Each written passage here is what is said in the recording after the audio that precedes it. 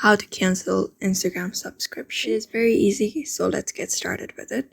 First of all, launch your Instagram app, and what you need to do is go to your profile. After that, you can see the followers and following on your profile. What you need to do is tap on it, either following followers, and at the side you can see the subscriptions option. So here you can see the list of subscriptions that you may do, the suggestions by Instagram. So how you can unsubscribe is, if you subscribe to this account, let's say I subscribe to this account. When you subscribe, just tap on subscribe option and get back, and here you may see the list of subscriptions that you may have done.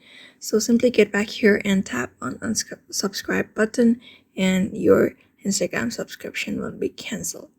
So in that way, you can cancel your Instagram subscription in 2024 in your Android device. So thank you for watching this video, and I hope this video was helpful to you.